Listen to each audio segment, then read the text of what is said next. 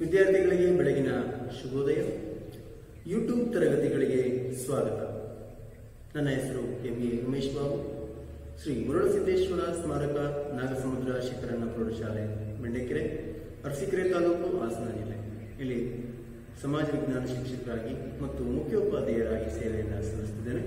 ವಿದ್ಯಾರ್ಥಿಗಳೇ, ಈ ದಿನ ನಾವು 9ನೇ ತರಗತಿಯ ಸಮಾಜ ವಿಜ್ಞಾನ ವಿಷಯದ ಅರ್ಥಶಾಸ್ತ್ರ ವಿಭಾಗದಲ್ಲಿ ಬರುವಂತಹ ಅಧ್ಯಾಯ 2ರಲ್ಲಿ ಭಾರತದ ಮಾನವ ಸಂಪನ್ಮೂಲಗಳು ಈ ಅಭ್ಯಾಸವನ್ನು ನಾವು ಅಧ್ಯಯನವನ್ನು ಮಾಡೋಣ.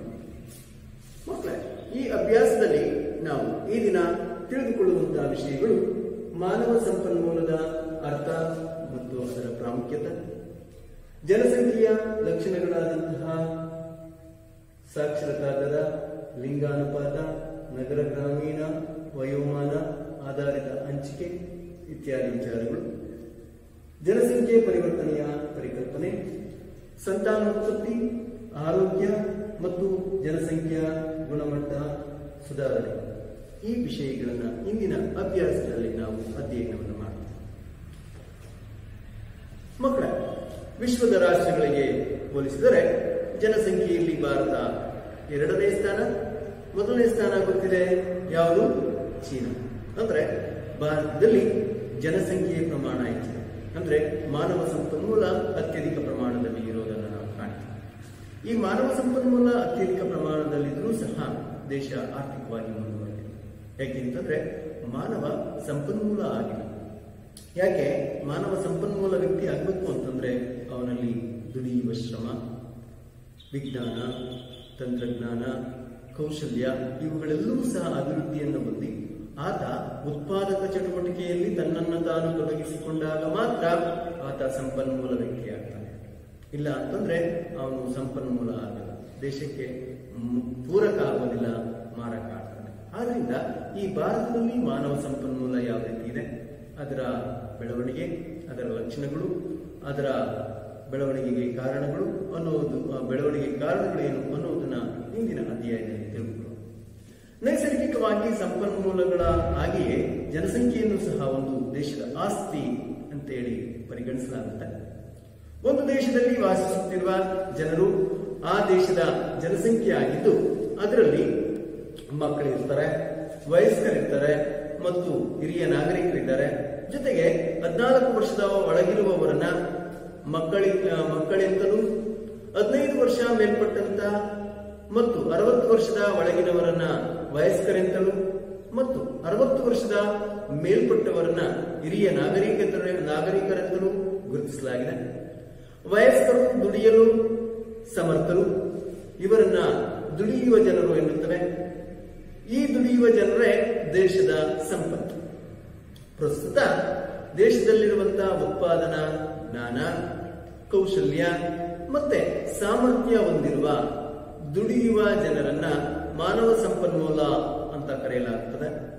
ಈಗ ಭಾರತದಲ್ಲಿ ಯುವಕರೇ ಹೆಚ್ಚಾಗಿರುವುದರಿಂದ ದುಡಿಯುವ ಶಕ್ತಿ ಹೆಚ್ಚಾಗಿದೆ. ಮಾನವ ಸಂಪನ್ಮೂಲಕ್ಕೆ ಉತ್ತಮ ಶಿಕ್ಷಣ, ತರಬೇತಿ ಮತ್ತು ಆರೋಗ್ಯ ಸುರಕ್ಷತೆಗಳನ್ನು ಒದಗಿಸಿದರೆ ಅವರು ಮಾನವ ಬಂಡವಾಳವಾಗಿ ಮಾರ್ಪಾಡಾಗ್ತಾರೆ. ಇವರು ರಾಷ್ಟ್ರದ ಆದಾಯದ ಹೆಚ್ಚಳಕ್ಕೆ ಕಾರಣರಾಗುವರು, ಸಾಮಾಜಿಕ ಪರಿವರ್ತನೆ ತರುವ ಸಾಮರ್ಥ್ಯವನ್ನು ಸಹ ಹೊಂದಿರ್ತಾರೆ. ಮಕ್ಕಳ ಶಿಕ್ಷಣ ಮತ್ತು ಆರೋಗ್ಯದ ಮೇಲೆ ಹೆಚ್ಚಿನ ಹಣ ಹೂಡುವುದರಿಂದ ಭವಿಷ್ಯದಲ್ಲಿ ಹೆಚ್ಚಿನ ಆದಾಯ ತರಬಲ್ಲದು, ಸಮಾಜಕ್ಕೆ ಉತ್ತಮ ಕೊಡುಗೆ ನೀಡಬಲ್ಲದು. ಆದ್ದರಿಂದಲೇ ಸರ್ಕಾರಗಳು ನಾಗರಿಕರಿಗೆ ಉತ್ತಮ ಶಿಕ್ಷಣ ಹಾಗೂ ಆರೋಗ್ಯವನ್ನ ಒದಗಿಸಲು ಶ್ರಮಿಸುತ್ತಿರುವುದನ್ನು ನಾವು ಕಾಣ್ತೀವಿ.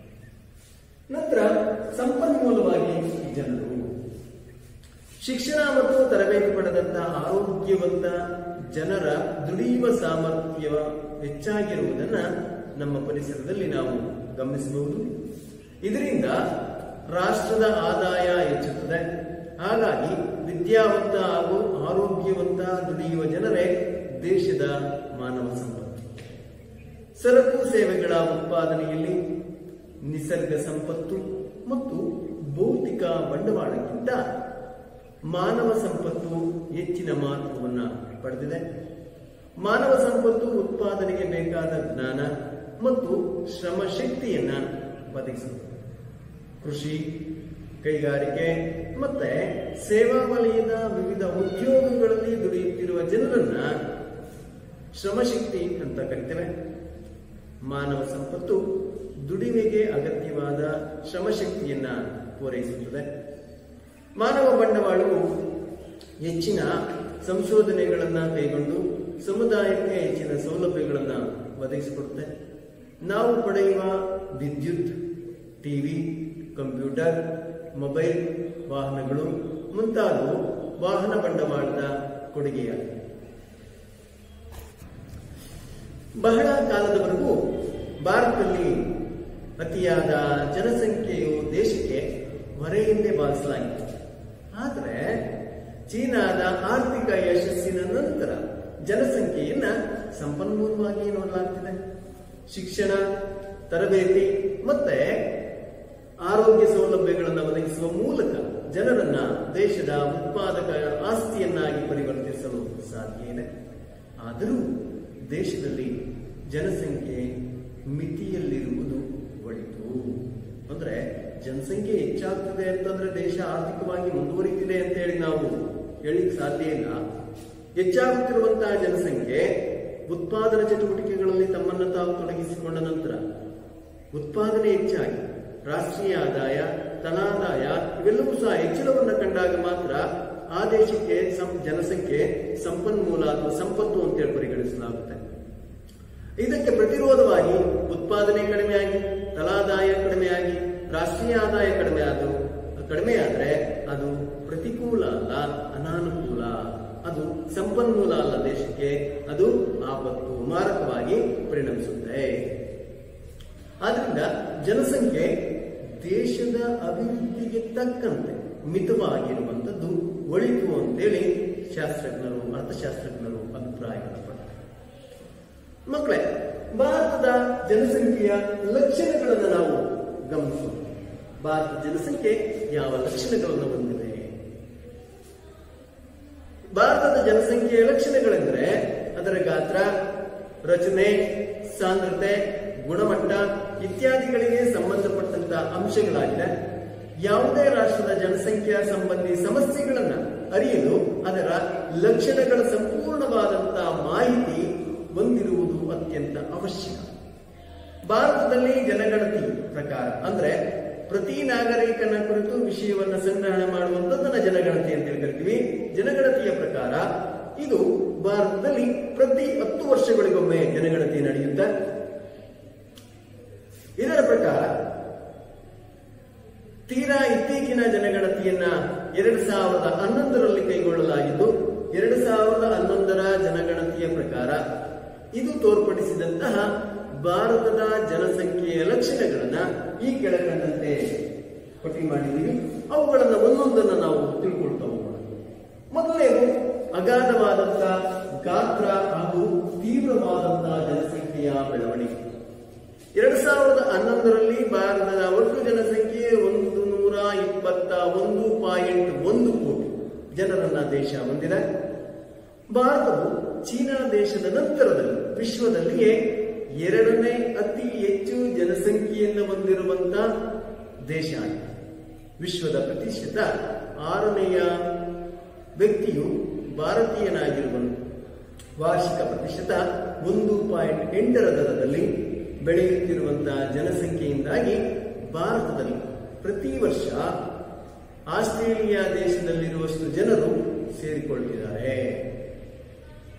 ಅದರ ಅಗಾಧತೆಯನ್ನ ನೀವು ಗಮನಿಸಬಹುದು. ಅಂದ್ರೆ ಭಾರತದಲ್ಲಿ ಪ್ರತಿ ವರ್ಷ ಒಂದೊಂದು ಆಸ್ಟ್ರೇಲಿಯಾ ದೇಶ ಉತ್ಪಾದನೆ ಆಗ್ತಿದೆ, ಸೃಷ್ಟಿಯನ್ನ ಮಾಡ್ತೀವಿ. ಆಸ್ಟ್ರೇಲಿಯಾ ದೇಶದಲ್ಲಿರುವಷ್ಟು ಜನಸಂಖ್ಯೆ ಭಾರತದಲ್ಲಿ ಒಂದು ವರ್ಷಕ್ಕೆ ಉತ್ಪಾದನೆ ಆಗಿದೆ.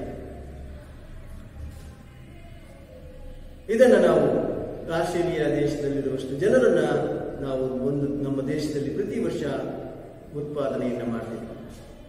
ಇಂತಹ ಪರಿಸ್ಥಿತಿಯನ್ನ ನಾವು ಜನಸಂಖ್ಯೆಯ ಸ್ಫೋಟ ಅಂತ ಹೇಳ್ತೀವಿ. 2022ನೇ ಇಸವಿಯ ಹೊತ್ತಿಗೆ ನಾವು ವಿಶ್ವದ ಅತಿ ಹೆಚ್ಚು ಜನರುಳ್ಳ ರಾಷ್ಟ್ರವಾಗುತ್ತೇವೆ. ನಂತರ ಎರಡನೆಯ ಜನಸಂಖ್ಯೆಯ ಪರಿವರ್ತನೆಯ ಎರಡನೆಯ ಹಂತ. ಭಾರತ ಸದ್ಯ ಜನಸಂಖ್ಯಾ ಪರಿವರ್ತನೆಯ ಎರಡನೆಯ ಹಂತದಲ್ಲಿದ್ದು, ಮರಣ ದರ ಪ್ರತಿ 1000 ಜನಸಂಖ್ಯೆಗೆ ಮರಣಿಸಿದ ಜನರ ಪ್ರಮಾಣವನ್ನ ನಾವು ಕಾಣ್ತೀವಿ.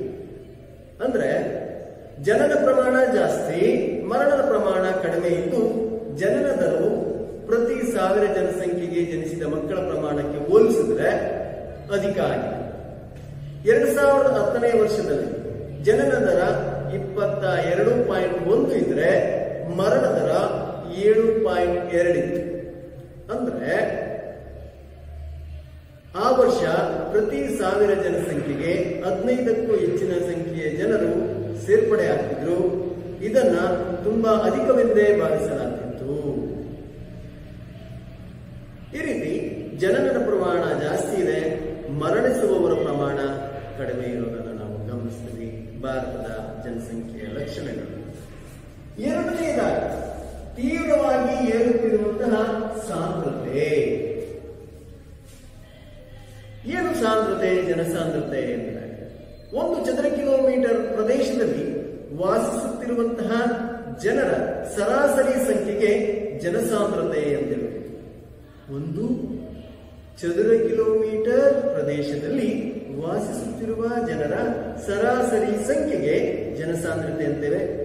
ಒಂದು ದೇಶದಲ್ಲಿರುವ ಒಟ್ಟು ಜನಸಂಖ್ಯೆಯನ್ನ ಅಲ್ಲಿನ ಒಟ್ಟು ಭೂವಿಸ್ತೀರ್ಣದಿಂದ ಭಾಗಿಸುವ ಮೂಲಕ ಜನಸಾಂದ್ರತೆಯನ್ನು ನಾವು ಕಂಡುಹಿಡಿಯಬಹುದಾಗಿದೆ.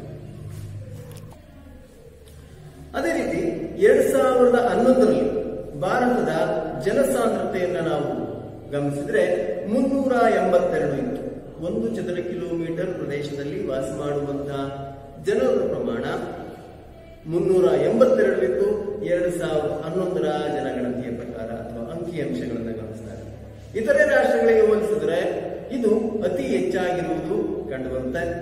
ಭಾರತವು ವಿಶ್ವದ 2.4% ಭೂಪ್ರದೇಶವನ್ನ ಹೊಂದಿದ್ದು, ವಿಶ್ವದ 16.7% ಜನರನ್ನ ಭಾರತವನ್ನೇ ಹೊಂದಿದೆ.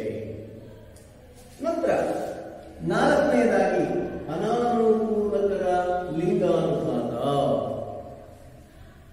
ಏನಿದು ಅನಾನುಕೂಲವಾದಂತಹ ಲಿಂಗಾನುಪಾತ? ಪ್ರತಿ 1000 ಪುರುಷರಿಗೆ ಇರುವಂತಹ ಮಹಿಳೆಯರ ಸಂಖ್ಯೆಯನ್ನು ನಾವು ಲಿಂಗಾನುಪಾತ ಅಂತೇಳಿ ವ್ಯಾಖ್ಯಾನಿಸ್ತೇವೆ. ಇಲ್ಲಿ 2011ರ ಜನಗಣತಿಯ ಪ್ರಕಾರ ಭಾರತದಲ್ಲಿ ಲಿಂಗಾನುಪಾತ ಕೇವಲ 943. ಅಂದರೆ 1000 ಜನ ಪುರುಷರಿಗೆ ಮಹಿಳೆಯರ ಪ್ರಮಾಣ 943. ಇದು ಮಹಿಳಾ ಸಬಲೀಕರಣ ಮತ್ತು ಆರೋಗ್ಯಕರ ಸಾಮಾಜಿಕ ಅಭಿವೃದ್ಧಿಯ ಹಿನ್ನೆಲೆಯನ್ನ ಗಮನಿಸಿದರೆ ಇದು ಅನಾನುಕೂಲ ಆಗಿದೆ. 1000 ಜನ ಪುರುಷರಿಗೆ ಕೇವಲ ಲಭ್ಯ ಇರುವಂತಹ ಮಹಿಳೆಯರ ಸಂಖ್ಯೆ 943. ಅಂದ್ರೆ ಇನ್ನು ಮಹಿಳೆಯರ ಸಂಖ್ಯೆ ಪುರುಷರಿಗೆ ಅಷ್ಟು ಸಮಾನವಾಗಿ ಇಲ್ಲ. ಇದನ್ನೇ ನಾವು ಅನಾನುಕೂಲಕರವಾದಂತಹ ಲಿಂಗಾನುಪಾತ ಅಂತ ಹೇಳ್ತೇವೆ. ನೆಕ್ಸ್ಟ್ 5ನೇದಾಗಿ ಕೆಳವಯಸ್ಸಿನವರು ಅಧಿಕವಿರುವ ವಯೋಮಾನದ ರಚನೆ. ಭಾರತದ ಜನಸಂಖ್ಯೆಯ ರಚನೆಯಲ್ಲಿ ಕೆಳವಯಸ್ಸಿನ ಅಂದರೆ 0ಯಿಂದ 14 ವರ್ಷದ ವಯೋಮಾನದ ಮಕ್ಕಳ ಪ್ರಮಾಣ ಅಧಿಕ ಇದೆ. 2011ರ ಜನಗಣತಿಯ ಪ್ರಕಾರ ಈ ವಯೋಮಾನದವರು ಜನಸಂಖ್ಯೆಯ 30.7% ಇದು ಅಧಿಕ ಅವಲಂಬಿತ ಜನಸಂಖ್ಯೆಯ ಪ್ರಮಾಣವನ್ನ ತೋರಿಸುತ್ತೆ. ಮತ್ತೆ ಇದನ್ನ ಜನನ ದರವನ್ನ ನಿಯಂತ್ರಿಸುವುದರ ಮೂಲಕ ಕಡಿಮೆ ಮಾಡಬಹುದಾಗಿದೆ. ನಂತರ 6ನೇ ಅಧಿಕ ಗ್ರಾಮೀಣ ಜನಸಂಖ್ಯೆಯ ಪ್ರಮಾಣ. ಅಂದ್ರೆ ಭಾರತದಲ್ಲಿ ವಾಸಿಸುತ್ತಿರುವಂತಹ ಅತಿ ಹೆಚ್ಚಿನ ಸಂಖ್ಯೆಯ ಜನರು ಗ್ರಾಮಾಂತರ ಪ್ರದೇಶಗಳಲ್ಲಿ ವಾಸ ಮಾಡ್ತಿದ್ದಾರೆ. ಒಂದು ದೇಶದಲ್ಲಿರುವಂತಹ ನಗರ ಗ್ರಾಮೀಣ ಜನಸಂಖ್ಯೆಯ ಅನುಪಾತ ಆ ದೇಶದ ಔದ್ಯಮೀಕರಣದ ಸೂಚಿಯಾಗಿ ಪರಿಗಣಿಸಲಾಗಿದೆ. ಭಾರತದ ಜನಸಂಖ್ಯೆಯು ಪ್ರಮುಖವಾಗಿ ಗ್ರಾಮೀಣ ಭಾಗದಲ್ಲಿ ವಾಸಿಸುತ್ತಿದ್ದು 2011ರಲ್ಲಿ 68.8% ಜನರು ಗ್ರಾಮವಾಸಿಗರಾಗಿದ್ದಾರೆ. ಇದು ಭಾರತದ ನಗರೀಕರಣ ಪ್ರಕ್ರಿಯೆ ಕಡಿಮೆ ಹಾಗೂ ನಿಧಾನಗತಿಯಾಗಿರುವುದನ್ನು ಬಿಂಬಿಸುತ್ತದೆ. ನಂತರ 7ನೇದಾಗಿ ಜನಸಂಖ್ಯೆಯ ಕಳಪೆ ಗುಣಮಟ್ಟ. ಭಾರತದಲ್ಲಿರುವಂತಹ ಒಟ್ಟು ಜನಸಂಖ್ಯೆಯನ್ನು ನಾವು ಗಮನಿಸಿದಾಗ ಇರುವಂತಹ ಜನಸಂಖ್ಯೆ ಎಲ್ಲವೂ ಸಹ ಉತ್ತಮ ಗುಣಮಟ್ಟದ್ದಾಗಿದೆ ಅಂತೇಳಿ ನಾವು ಪರಿಗಣಿಸಲು ಸಾಧ್ಯ ಇಲ್ಲ. ಜನಸಂಖ್ಯೆ ಏನಾಗ್ತಿದೆ ಅಂತಂದ್ರೆ ಕಳಪೆ ಗುಣಮಟ್ಟವನ್ನ ಹೊಂದಿದೆ. ಕಾರಣ ಯಾವುದು ಈ ಕಳಪೆ ಗುಣಮಟ್ಟವಾದ ಜನಸಂಖ್ಯೆಯನ್ನು ಹೊಂದಿರಲಿಕ್ಕೆ? ಶಿಕ್ಷಣ, ಕೌಶಲ್ಯಗಳು ಮತ್ತು ಆರೋಗ್ಯ ಸ್ಥಿತಿಗಳಿಂದ, ಜೊತೆಗೆ ಸಾಕ್ಷರತಾ ದರ, ಕೌಶಲ್ಯಗಳ ಗಳಿಕೆ, ನಿರೀಕ್ಷಿತ ಜೀವಿತಾವಧಿಗಳ ಮೂಲಕ ಜನಸಂಖ್ಯೆ ಕಳಪೆಯದಾಗಿದೆ ಅಥವಾ ಉತ್ತಮವಾಗಿದೆಯೇ ಅನ್ನುವುದನ್ನ ಅಳೆಯಲಾಗಿದೆ. ಅದನ್ನು ಗಮನಿಸಿದ್ರೆ ಭಾರತದ ಜನಸಂಖ್ಯೆಯನ್ನು ನಾವು ಹೋಲಿಸಿದಾಗ ಕಳಪೆ ಗುಣಮಟ್ಟದ ಜನಸಂಖ್ಯೆಯನ್ನ ಹೊಂದಿದೆ. ಹೇಗೆ? ಮೊದಲನೇದಾಗಿ ಇದರಲ್ಲಿ ಕಡಿಮೆ ಸಾಕ್ಷರತೆ. ಭಾರತವು ಇನ್ನೂ 100ಕ್ಕೆ 100ರಷ್ಟು ಸಾಕ್ಷರತೆಯನ್ನ ಸಾಧಿಸಿಲ್ಲ. ಸಾಕ್ಷರತೆ ಅಂದ್ರೆ ಓದಲು ಮತ್ತು ಬರೆಯಲು ಗೊತ್ತಿರುವ ಜನರ ಪ್ರತಿಶತ ಪ್ರಮಾಣ 2011ರ ಅಂಕಿ ಅಂಶಗಳ ಪ್ರಕಾರ ಭಾರತದಲ್ಲಿ 74% ಜನರು ಮಾತ್ರ ಓದು ಬರಹ ಬಲ್ಲವರಾಗಿದ್ದು ಸುಮಾರು 31 ಕೋಟಿಗಿಂತಲೂ ಅಧಿಕ ಜನರು ನಿರಕ್ಷರಿಗಳಾಗಿದ್ದರು ಎಂಬುದನ್ನ 2011ರ ಅಂಕಿ ಅಂಶಗಳ ಪ್ರಕಾರ ಗುರುತಿಸಲಾಗಿದೆ.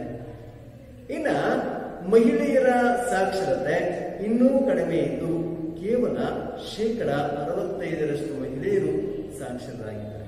ಅವ್ರಿಗೂ ಮಾತ್ರ ವಿದ್ಯಾಭ್ಯಾಸದ ಅವಕಾಶ ಇದೆ, ಶಿಕ್ಷಣದ ಜ್ಞಾನ ಇದೆ. ಉಳಿದಂತಹ 35% ಮಹಿಳೆಯರು ಅನಕ್ಷರಸ್ಥರಾಗಿರೋದನ್ನೇ ನಾವು ಕಾಣಬಹುದಾಗಿದೆ. ಇದು ಕಡಿಮೆ ಸಾಕ್ಷರತೆಯ ಒಂದು ಪ್ರಮಾಣವನ್ನು ಸೂಚಿಸುತ್ತದೆ. 2ನೇದಾಗಿ ಕಡಿಮೆ ಗುಣಮಟ್ಟದ ಜನಸಂಖ್ಯೆಯಲ್ಲಿ 2ನೇ ಅಂಶ ಅಲ್ಪ ಪ್ರಮಾಣದ ಶಿಕ್ಷಣ ಮತ್ತು ತರಬೇತಿ.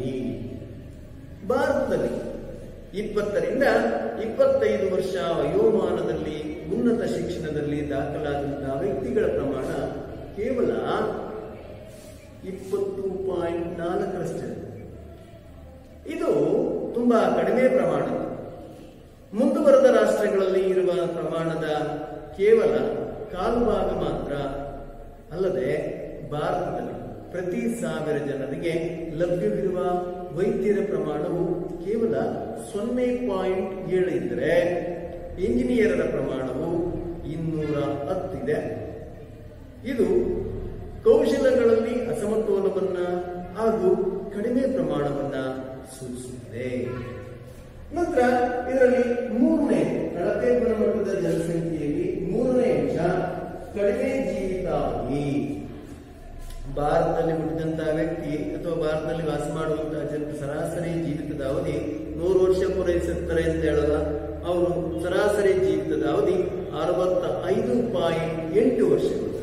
ಅಂದ್ರೆ ಒಬ್ಬ ವ್ಯಕ್ತಿ ಜೀವಿಸಬಹುದಾದಂತಹ ಸರಾಸರಿ ಆಯುಷ್ಯವನ್ನು ಜೀವಿತಾವಧಿ ಅಂತೇಳಿ ಕರಿತೀವಿ.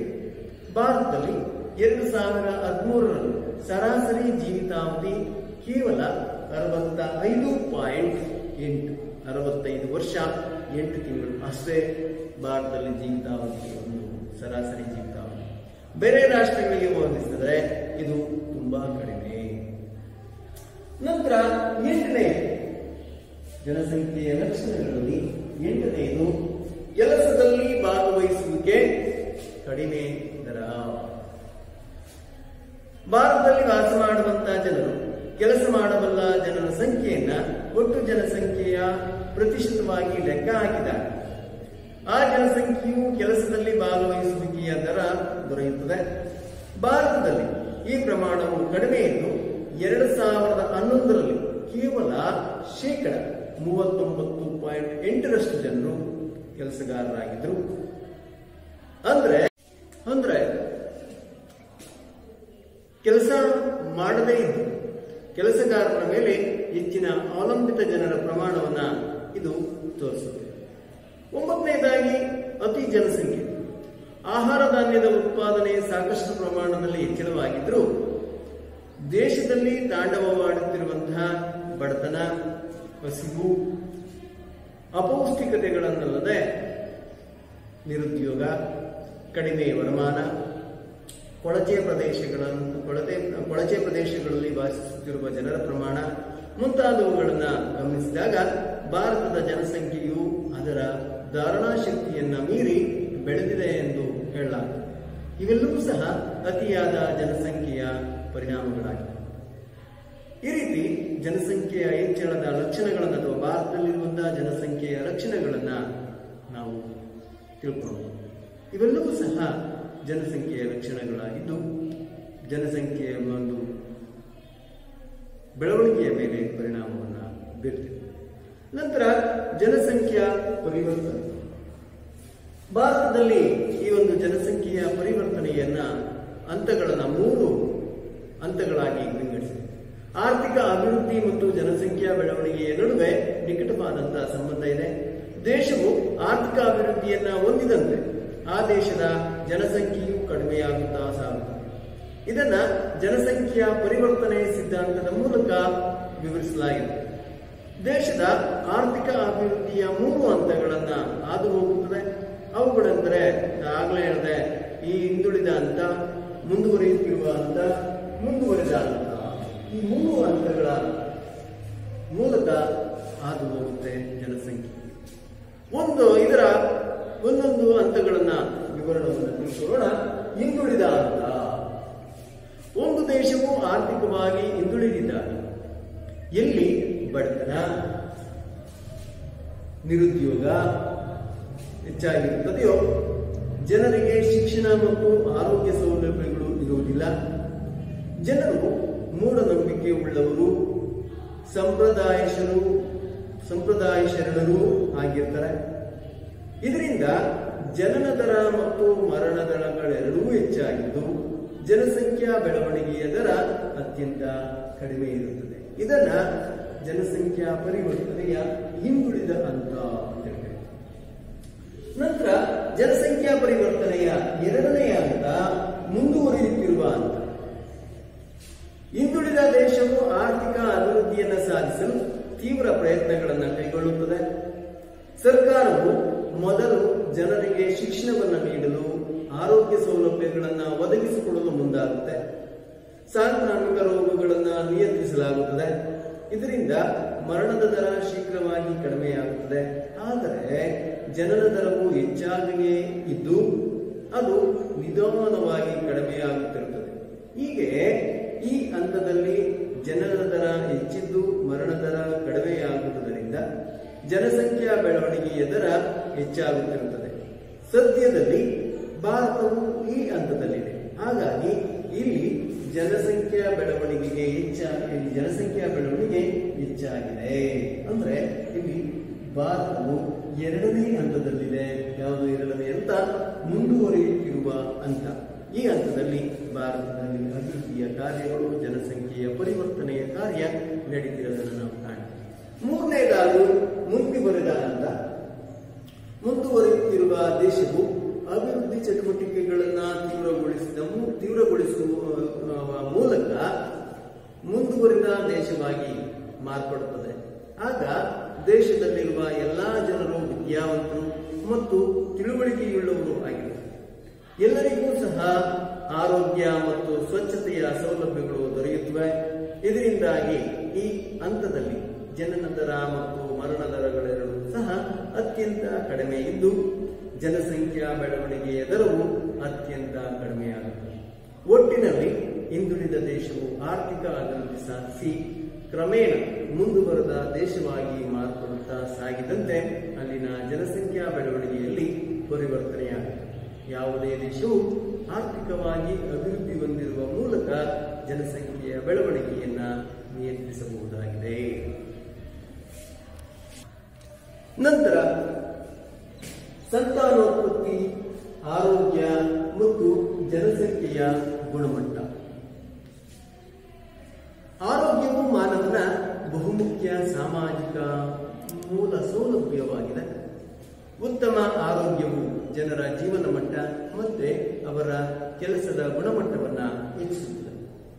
ಆದ್ದರಿಂದ ಆರ್ಥಿಕ ಅಭಿವೃದ್ಧಿಯನ್ನ ತೀವ್ರಗೊಳಿಸಬೇಕಾದ್ರೆ ದೇಶದ ಜನ ಆರೋಗ್ಯಯುತವಾಗಿರಬೇಕು, ಅವರ ಆರೋಗ್ಯ ಸುಧಾರಣೆ ಆಗಬೇಕು.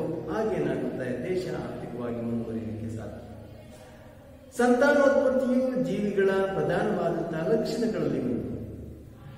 ಪ್ರಕೃತಿಯಲ್ಲಿರುವಂತಹ ಪ್ರತಿಯೊಂದು ಜೀವಿಗೂ ಸಹ ಈ ಸಂತಾನೋತ್ಪತ್ತಿಯ ಒಂದು ಪ್ರಕ್ರಿಯೆ ಸಹಜ ಮತ್ತೆ ಸಾಮಾನ್ಯಕರವಾದದ್ದು. ಜನಸಂಖ್ಯೆಯ ಗುಣಮಟ್ಟವು ಜನಿಸಿದ ಮಕ್ಕಳ ಸಂಖ್ಯೆ ಹಾಗೂ ಅವುಗಳ ಆರೋಗ್ಯದ ಮೇಲೆ ಬಹುವಾಗಿ ಅವಲಂಬಿಸಿದೆ. ಆರೋಗ್ಯಪೂರ್ಣ ಮಕ್ಕಳು ಆರೋಗ್ಯಪೂರ್ಣ ವಯಸ್ಕರಾಗಿ ಬೆಳೆದು ದೇಶದ ಬೆಳವಣಿಗೆಗೆ ಹೆಚ್ಚಿನ ಕೊಡುಗೆಯನ್ನು ನೀಡಬಲ್ಲರು. ತಾಯಿಯು ಗರ್ಭ ಧರಿಸಿದಂದಾಗಿನಿಂದ ಮಗುವಿಗೆ ಜನ್ಮ ನೀಡುವವರೆಗೆ ಆಕೆಯ ಆರೋಗ್ಯ ಮತ್ತು ಪೌಷ್ಟಿಕತೆಗೆ ಹೆಚ್ಚಿನ ಗಮನವನ್ನು ನೀಡಬೇಕಾಗುತ್ತೆ. ಹೆರಿಗೆಯ ನಂತರ ತಾಯಿ ಮತ್ತು ಶಿಶುವಿಗೆ ಸೂಕ್ತ ಆರೈಕೆಯನ್ನು ಒದಗಿಸಬೇಕಾಗುತ್ತೆ. ಮಹಿಳೆಯರು ಆರೋಗ್ಯವಂತರಾಗಿ ರೋಗರಹಿತರಾಗಿ ಇದ್ದರೆ ಮಕ್ಕಳು ಕೂಡ ಆರೋಗ್ಯವಂತರಾಗಿ ಜನಿಸಿ ಬೆಳೆಯುವುದು ನಿರೀಕ್ಷಿತ. ಆದ್ದರಿಂದ ಆರೋಗ್ಯ ಸೌಲಭ್ಯಗಳಲ್ಲದೆ ರೋಗಗಳ ನಿಯಂತ್ರಣಕ್ಕಾಗಿ ಲಸಿಕಾ ಆಂದೋಲನ, ಪೌಷ್ಟಿಕಾಂಶಗಳ ನೀಡಿಕೆ ಮತ್ತೆ ನುರಿತ ಸಿಬ್ಬಂದಿಯ ಮೇಲ್ವಿಚಾರಣೆಯಲ್ಲಿ ಹೆರಿಗೆ ಮಾಡಿಸುವುದು ತಾಯಿ ಮತ್ತು ಮಗುವಿನ ಆರೋಗ್ಯದ ದೃಷ್ಟಿಯಿಂದ ತುಂಬಾ ಮಹತ್ವದ್ದಾಗಿದೆ. ಹೀಗಾಗಿ ಎಲ್ಲ ದೇಶಗಳಲ್ಲಿ ಸರ್ಕಾರಗಳು ಈ ಸೌಲಭ್ಯಗಳನ್ನು ಎಲ್ಲರಿಗೂ ಒದಗಿಸುವ ಪ್ರಯತ್ನ ಮಾಡುತ್ತವೆ. ಸಂತಾನೋತ್ಪತ್ತಿ, ಆರೋಗ್ಯ ಸೌಲಭ್ಯಗಳಿಂದಾಗಿ ಮಕ್ಕಳ ಹಾಗೂ ತಾಯಂದಿರ ಬದುಕುಳಿಯುವಿಕೆಯ ಸಾಧ್ಯತೆ ಹೆಚ್ಚಾಗುವುದರಿಂದ ಮಕ್ಕಳ ಜನನ ಪ್ರಮಾಣ ಕಡಿಮೆಯಾಗುತ್ತದೆ ಹಾಗೂ ಇದು ಜನಸಂಖ್ಯಾ ನಿಯಂತ್ರಣಕ್ಕೆ ಪೂರಕ. ಇದಲ್ಲದೆ ಮಕ್ಕಳ, ಗರ್ಭಿಣಿಯರ ಹಾಗೂ ಬಾಣಂತಿಯರ ಪೌಷ್ಟಿಕತೆ ವರ್ಧನೆಗೂ ಹಲವಾರು ಕ್ರಮಗಳನ್ನು ಕೈಗೊಳ್ಳಲಾಗಿದ್ದು ಅವುಗಳಿಂದ ಮಕ್ಕಳ ಮತ್ತು ತಾಯಂದಿರ ಮರಣದ ಪ್ರಮಾಣಗಳು ಕಡಿಮೆಯಾಗಿವೆ.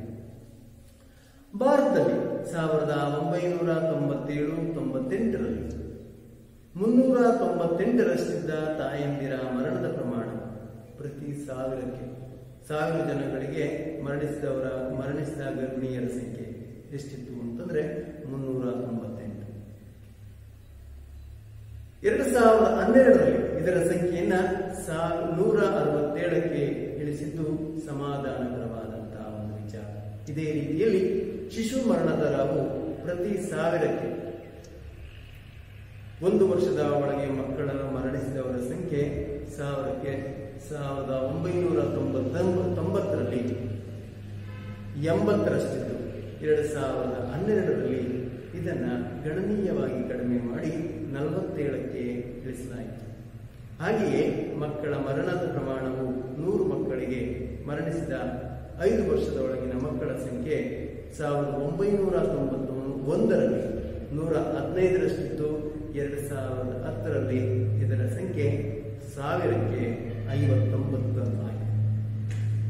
ಆದರೆ ಪೌಷ್ಟಿಕತೆಯಲ್ಲಿ ಭಾರತದ ಪರಿಸ್ಥಿತಿ ತುಂಬಾ ಕಳವಳಕಾರಿಯಾಗಿದ್ದು ಅತಿ ಹೆಚ್ಚು ಪ್ರಮಾಣದ ಮಕ್ಕಳು ಅಪೌಷ್ಟಿಕತೆಯಿಂದ ಮರಣ ಹೊಂದಿದ್ದಾರೆ. ಜನಸಂಖ್ಯಾ ಅಧ್ಯಯನದ ಅಂತಾರಾಷ್ಟ್ರೀಯ ಸಂಸ್ಥೆಯ ಸಮೀಕ್ಷೆಗಳ ಪ್ರಕಾರ 2008 ಮತ್ತು 2009ರಲ್ಲಿ 40% ಮಕ್ಕಳು ಕಡಿಮೆ ತೂಕ ಹೊಂದಿದವರಾಗಿದ್ದಾರೆ. ಅದೇ ರೀತಿ ಅರ್ಧದಷ್ಟು ಗರ್ಭಿಣಿಯರು ರಕ್ತಹೀನತೆಯಿಂದ ಬಳಲುತ್ತಿರುವುದು ಸಹ ಕಂಡುಬಂದಿದೆ. ಭಾರತದ ರಾಷ್ಟ್ರೀಯ ಆರೋಗ್ಯ ನೀತಿಯು ಜನರ ಆರೋಗ್ಯ, ಸುರಕ್ಷತೆ, ಕುಟುಂಬ ಕಲ್ಯಾಣ ಮತ್ತೆ ಪೌಷ್ಟಿಕತೆ ಒದಗಿಸುವ ಸೇವೆಗಳನ್ನು ಉತ್ತಮಪಡಿಸುವಂತಹ ಗುರಿ ಹೊಂದಿದೆ.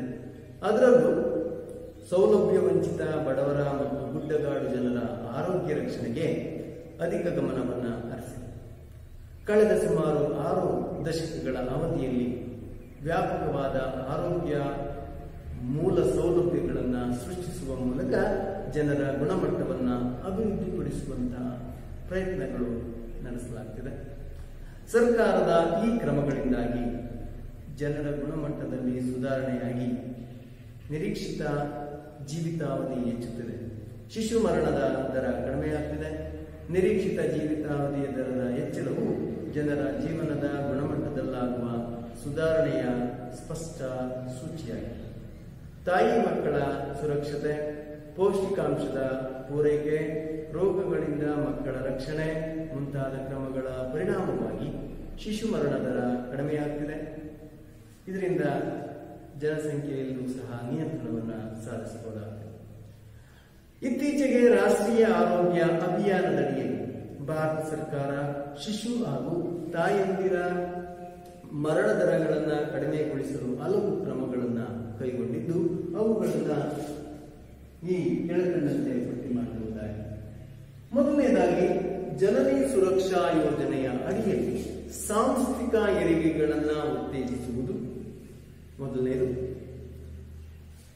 ಕರ್ನಾಟಕ ಸರ್ಕಾರವೂ ಕೂಡ 24x7 ಉಚಿತ ಆಂಬ್ಯುಲೆನ್ಸ್ ಸೇವೆಯನ್ನ ಒದಗಿಸುವುದರ ಮೂಲಕ ಸಾಂಸ್ಥಿಕ ಹೆರಿಗೆಗಳನ್ನು ಹೆಚ್ಚಿಸಲು ಪ್ರಯತ್ನಿಸುತ್ತದೆ. ಎರಡನೇದಾಗಿ ಆರೋಗ್ಯ ಉಪಕೇಂದ್ರ, ಪ್ರಾಥಮಿಕ ಆರೋಗ್ಯ ಕೇಂದ್ರಗಳು, ಸಮುದಾಯ ಆರೋಗ್ಯ ಕೇಂದ್ರಗಳ ಹಾಗೂ ಜಿಲ್ಲಾ ಆಸ್ಪತ್ರೆಗಳ ಬಲವರ್ಧನೆ ಮಾಡಿ ಅವುಗಳಲ್ಲಿ ಸಹ ಸಂಪೂರ್ಣ ಹೆರಿಗೆ ಹಾಗೂ ಶಿಶು ಆರೈಕೆ ಸೌಲಭ್ಯಗಳನ್ನು ಒದಗಿಸಲಾಗಿದೆ. ಮೂರನೇದಾಗಿ ಆರೋಗ್ಯ ಸೇವೆಗಳು ಬಳಸಲು ಉತ್ತೇಜಿಸಲಿಕ್ಕೆ ಆಶಾ ಕಾರ್ಯಕರ್ತೆಯರನ್ನ ನೇಮಕ ಮಾಡಿದೆ. ನಾಲ್ಕನೇದಾಗಿ ಆರೋಗ್ಯ ಪೋಷಣೆ ಕುರಿತಾದಂತಹ ಶಿಕ್ಷಣ ಹಾಗೂ ಜಾಗೃತಿಯನ್ನು ನೀಡಿ ಆಹಾರದಲ್ಲಿ ಕಬ್ಬಿಣಾಂಶ ಅಧಿಕವಿರುವ ಹಾಗೆ ಮಾಡುವ ಕಾರ್ಯಕ್ರಮಗಳನ್ನು ರೂಪಿಸುತ್ತಿದೆ. ಐದನೇದಾಗಿ ಸಾರ್ವತ್ರಿಕ ಲಸಿಕೀಕರಣ ಸಾಧಿಸಿ ಮಕ್ಕಳನ್ನ ಬಾಧಿಸುತ್ತಿರುವ ಮಾರಣಾಂತಿಕ ರೋಗಗಳ ಹತೋಟಿಯನ್ನು ಮಾಡಲಾಗಿದೆ. ಆರನೇದಾಗಿ ಗರ್ಭಿಣಿಯರಿಗೆ ಪೋಷಕಾಂಶ ಯುಕ್ತ ಆಹಾರವನ್ನ ಪೂರೈಸಲಿಕ್ಕೆ ಅಪೌಷ್ಟಿಕತೆಯನ್ನ ಕಡಿಮೆ ಮಾಡುವುದು. ಸಮಗ್ರ ಮಕ್ಕಳ ಅಭಿವೃದ್ಧಿ ಯೋಜನೆಯೂ ಸಹ ಇದಕ್ಕೆ ಕೊಡುಗೆಯನ್ನು ನೀಡಿದೆ. ಈ ಎಲ್ಲಾ ಕ್ರಮಗಳು ಮಹಿಳೆಯರ ಹಾಗೂ ಮಕ್ಕಳ ಆರೋಗ್ಯ ವೃದ್ಧಿಸುವುದಲ್ಲದೆ ಮರಣ ದರಗಳನ್ನು ಸಹ ಕಡಿಮೆ ಮಾಡುವುದರಲ್ಲಿ ಪ್ರಮುಖವಾದಂತಹ ಪಾತ್ರವನ್ನು ವಹಿಸುತ್ತದೆ. ಈ ರೀತಿಯಾಗಿ ಸಂತಾನೋತ್ಪತ್ತಿ, ಆರೋಗ್ಯ ಮತ್ತು ಜನಸಂಖ್ಯೆಯ ಗುಣಮಟ್ಟವನ್ನು ಸುಧಾರಿಸುವಲ್ಲಿ ಸರ್ಕಾರಗಳು ಕ್ರಮಗಳನ್ನು ಕೈಗೊಂಡಿವೆ. ಇಷ್ಟು ಇಂದಿನ ಭಾರತದಲ್ಲಿ ಮಾನವ ಸಂಪನ್ಮೂಲಗಳು ಇದರ ಒಂದು ಅಭ್ಯಾಸದ ವಿಷಯ. ವಿದ್ಯಾರ್ಥಿಗಳಿಗೆ ಧನ್ಯವಾದ.